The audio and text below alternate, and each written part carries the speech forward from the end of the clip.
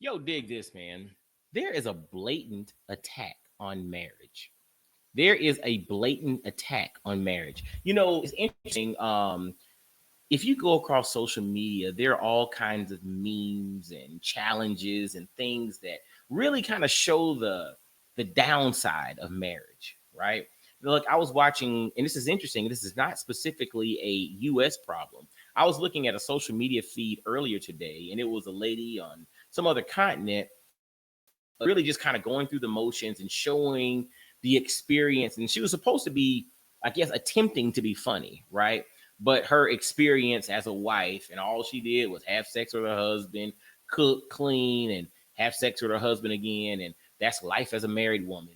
And I went to the comments, and it was disturbing because so many people were chiming in with regard to either agreeing with or endorsing this message, or you had numerous women chiming in saying they don't want to get married due to images like this that are portrayed, because this is the dominant narrative that gets portrayed.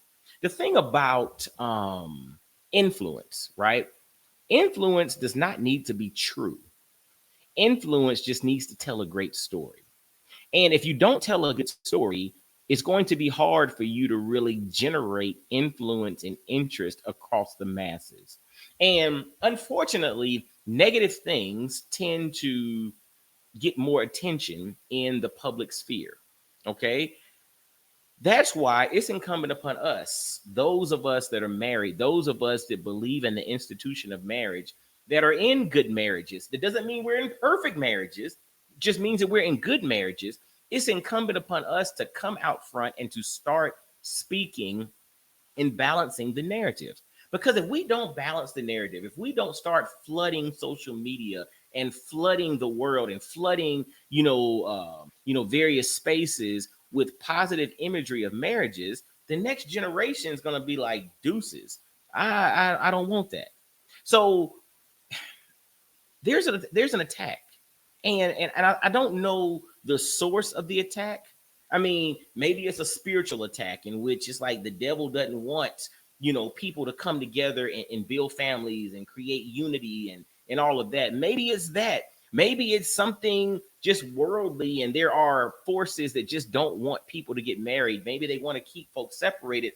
I mean, there's probably a whole lot of things at work at the same time. But at the end of the day, the institution of marriage is under attack. And we need to do our part by balancing the narrative. My wife is not the old ball and chain. She's somebody that I'm doing life with, that I love doing life with. And I would not want to do life with anyone else, right? Is it perfect? No. Is it challenging? Yes. Do I get my way all the time? No. Does she get her way all the time? No. But guess what? We're committed to doing life together. And the thing is, and I think maybe, and we'll maybe do another conversation about this, marriage is about commitment. Love is commitment. Love is a promise. It's like through the thick and the thin, the good, the bad, the ups and the downs, I'm here. And I'm here to give you my best. And my best is whatever it is you're needing to be your best. And we go back and forth serving each other. And if you live life through that lens, marriage is beautiful. But if it's purely selfish, if it's purely about what I'm going to get, it's going to be challenging. It's going to be very challenging. And life is going to throw challenges no matter what. So therefore, when you see images that negatively portray marriage, realize that yes, there are challenges in some marriages, right? Nothing is perfect. There are people who are in, challenging relationship scenarios. And yes, that does happen, but that's not the whole story, nor is that the dominant narrative. That just happens to be some of the narrative that gets the most attention. Just because something gets the most attention does not mean that it's true. Remember, the thing that's most influential is the thing that tells the best story. So we have to do a better job of telling the right story so that we can balance off some of this negativity that's floating around about marriage. Listen, we need marriage. We need families to build the cornerstone of our communities, of our countries.